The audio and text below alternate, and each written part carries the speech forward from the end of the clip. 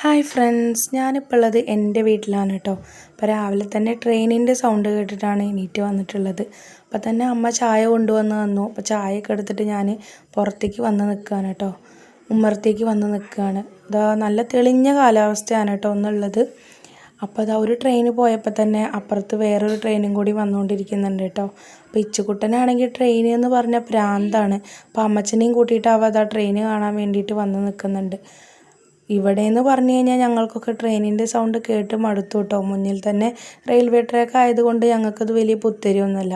ഇച്ചുകുട്ടനാണ് കേട്ടോ അത് കാണുമ്പോൾ സന്തോഷമുള്ളത്.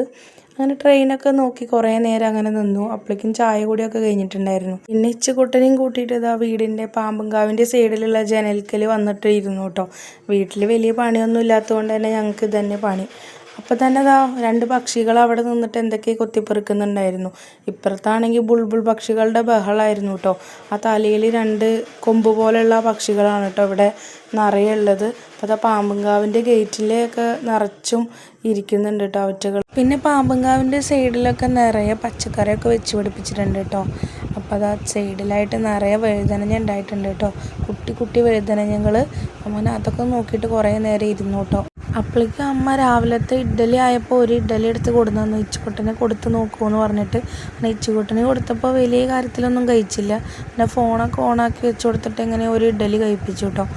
ഓ മത്തങ്ങ എവിടെ? രണ്ടെണ്ണോ? ഫുഡൊക്കെ കഴിക്കൽ കഴിഞ്ഞിട്ട് അമ്മച്ചനും കുട്ടിയും കൂടി ഇതാ പരിസരമൊക്കെ ഒന്ന് വീക്ഷിക്കാൻ വേണ്ടിയിട്ട് ഒരു വടിയൊക്കെ എടുത്തിട്ട് ഇറങ്ങിയിട്ടുണ്ട് കേട്ടോ. അപ്പോൾ അതാ മത്തങ്ങ കണ്ടപ്പോൾ എന്നെ വിളിച്ച് കാണിച്ചു തരികയാണ്. അപ്പോൾ അവിടെ മത്തങ്ങ വള്ളിയിൽ ഇതൊരു മത്തങ്ങ ഉണ്ടായിട്ടുണ്ട്. ഇച്ചുകുട്ടൻ ഇതൊക്കെ കാണുന്നത് ഒരു കൗതുകമാണ് കേട്ടോ. അങ്ങനെ അവ അതൊക്കെ കാണിച്ചു തന്നു. അപ്പോൾ മുന്നേ ഞാൻ വന്നപ്പോൾ ഈ സൈഡിലായിട്ടൊരു കുട്ടി മത്തങ്ങ നിൽക്കുന്നുണ്ടായിരുന്നു, മുട്ടിട്ടിട്ടുണ്ടായിരുന്നു കേട്ടോ. ഇപ്പോൾ വന്നപ്പോൾ അത് പഴുത്ത് വീണ് പോയിട്ടുണ്ടായിരുന്നു. പിന്നെ ഇപ്പുറത്താണെങ്കിൽ പൂമ്പാറ്റ ചെടിയിൽ രാവിലെ നിറയെ പൂമ്പാറ്റകൾ വന്ന് നിൽക്കും കേട്ടോ. കുറേ ഉണ്ടായിരുന്നു. അപ്പോൾ ഇച്ചുകുട്ട അതൊക്കെ നോക്കി നിൽക്കുകയാണ്. പൂമ്പാറ്റേനെ പിടിക്കാൻ വേണ്ടി കുറേ നോക്കിയിട്ടോ. അപ്പോൾ കിട്ടണില്ല. അപ്പോൾ എൻ്റെ അടുത്തും പിടിക്കാൻ പറഞ്ഞിട്ട് കുറേ പിന്നാലെ നടന്നു. അപ്പോൾ ഞാൻ പിടിച്ചു കൊടുത്തില്ല കേട്ടോ. എവിടെ നിന്ന് കിട്ടാനായി പാറി പറന്ന് കിടക്കുന്ന പൂമ്പാറ്റേനൊക്കെ. അങ്ങനെ കുറേ നേരം അതൊക്കെ കഴിഞ്ഞു. പിന്നെ വലിയച്ഛൻ എന്താ ഈ ഒരു ചെടി കൊടുന്ന് വെച്ചിട്ടുണ്ടായിരുന്നു. അപ്പോൾ അതിൻ്റെ അവസ്ഥ എന്തായി നോക്കാൻ വേണ്ടി പോയതാണ് കേട്ടോ. അതിൻ്റെ പേരൊന്നും അറിയില്ല.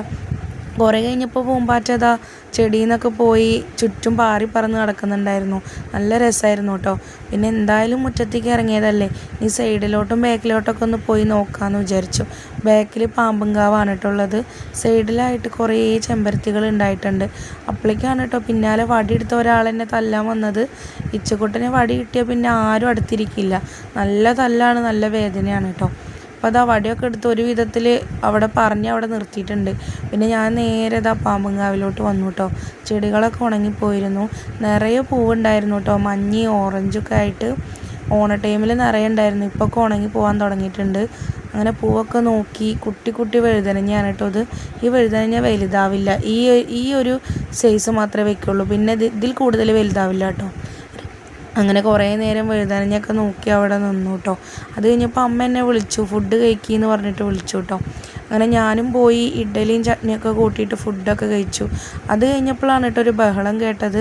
വേഗം ഓടിവായോ എന്ന് പറഞ്ഞിട്ട്. ഞാൻ അന്ന് പറഞ്ഞിട്ടുണ്ടായിരുന്നില്ലേ വീട്ടിൽ 3 പട്ടിക്കുട്ടികളുണ്ടായിരുന്നു എന്ന്. അവറ്റകൾ ഒരു കോഴീനെ പിടിച്ച് തിന്നാണ് കേട്ടോ. നല്ലൊരു വലിയ കോഴിയാണ് കേട്ടോ.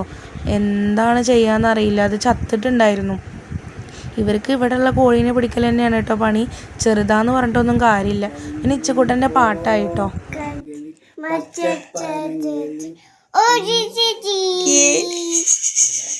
അമ്മച്ചനും കുട്ടിയും കൂടി വാപയെങ്കിലി പാടി കളിക്കാണ് കേട്ടോ. അങ്ങനെ കുറേ കഴിഞ്ഞപ്പോഴാണ് എയറോപ്ലെയിൻ പോകുന്നുണ്ടെന്ന് പറഞ്ഞിട്ട് വന്നത്. ദേ ആ കാണുന്ന സാധനമാണ് കേട്ടോ.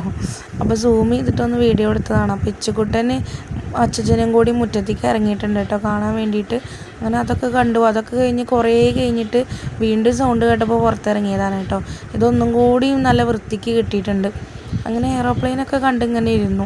അപ്പോഴേക്കും ഇതാ ആകാശമൊക്കെ കാണാൻ നല്ല രസമുണ്ടായിരുന്നു. അപ്പോഴാണ് വല്യമ്മ മോളിൽ എന്ന് പറയണത് അപ്പുറത്തെ വീട്ടിലെ ബാക്കിലെ തെങ്ങിൽ പരുന്തുണ്ട്, ഇച്ചുകുട്ടന് കാട്ടി കൊടുക്കുകയെന്ന് പറഞ്ഞിട്ട്. അങ്ങനെ ഇച്ചുകുട്ടന് പരുന്തൊക്കെ കാണിച്ചു കൊടുത്തു. അങ്ങനെ ഇരുട്ടായിട്ടോ, പക്ഷികളൊക്കെ ഇങ്ങനെ പറന്ന് പോകുന്നുണ്ട്. അപ്പോൾ അത് കാണാൻ വേണ്ടിയിട്ട് ഞങ്ങൾ അവിടെ ഇങ്ങനെ ഇരിക്കുകയാണ് കേട്ടോ. ഇച്ചുക്കുട്ടൻ മുറ്റത്ത് കൂടെ നടക്കുന്നുണ്ട്. ഞങ്ങളെല്ലാവരും കൂടി ഇതാ ഉമ്മർത്ത് ഇങ്ങനെ ഇരുന്ന് വർത്തമാനങ്ങളൊക്കെ ഇങ്ങനെ പറഞ്ഞുകൊണ്ടിരിക്കുകയാണ് കേട്ടോ. നല്ല രസമല്ലേ ഇങ്ങനെ എല്ലാവരും കൂടി.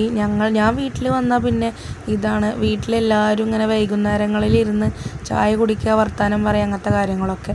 അത് കഴിഞ്ഞപ്പോൾ തമ്പാട്ടീനെ വിളക്ക് വെച്ചു. ഞങ്ങളെല്ലാവരും കൂടിയും പോയിട്ട് ഇച്ചുക്കുട്ടൻ്റെ മേലൊക്കെ കഴുകി. അപ്പോഴേക്കും അച്ചച്ചൻ തൊഴുകണ് കണ്ടിട്ട് ഇച്ചുക്കുട്ടനും തൊഴുകണം എന്ന് പറഞ്ഞിട്ട് അവനെ സ്റ്റൂളിൻ്റെ മുകളിലൊക്കെ കയറ്റിയിരുത്തി അവൻ തൊഴുകാണ് കേട്ടോ. നല്ല ഗംഭീര തൊഴുകലാണ്. അപ്പോഴേക്ക് ഒത്തിരി ഇരുട്ടായിട്ടുണ്ടായിരുന്നു. അപ്പോൾ വീട്ടിൽ ഭക്തിഗാനമൊക്കെ വെച്ചിട്ടുണ്ടായിരുന്നു. ഇച്ചുക്കുട്ടൻ പിന്നെ ഡാൻസ് കളിക്കാൻ വേണ്ടിയിട്ട് തുടങ്ങി കേട്ടോ. ഡാൻസ് കളിക്കുന്നതിൻ്റെ ഇടയിൽ ആൾ ചെറുതായിട്ടൊന്ന് വീണു കേട്ടോ. പിന്നെ അതൊന്നും കൂസലാക്കാതെ ആൾ വീണ്ടും കളിക്കാൻ തുടങ്ങി. കരയണോ വേണ്ടേന്ന് വിചാരിച്ച് എന്നെ നോക്കി. ഞാൻ വലിയ കാര്യത്തിൽ മൈൻഡാക്കിയില്ല. അപ്പോൾ പിന്നെ ആൾ നല്ല സ്റ്റെപ്പൊക്കെ ഇട്ടിട്ട് നല്ല കളി തുടങ്ങി കേട്ടോ. അതൊക്കെ കഴിഞ്ഞ് രാത്രി നല്ല ബീൻസ് കറിയും കൂർക്ക ഉപ്പേരിയൊക്കെ കൂട്ടിയിട്ട് നല്ല അടിപൊളിയായിട്ട് ഊണും കഴിച്ച് സുഖമായി കിടന്നുറങ്ങി കേട്ടോ. അപ്പം എൻ്റെ വീട്ടിലെ ഒരു ദിവസം ഇത്രയൊക്കെ തന്നെ ഉള്ളൂ കേട്ടോ.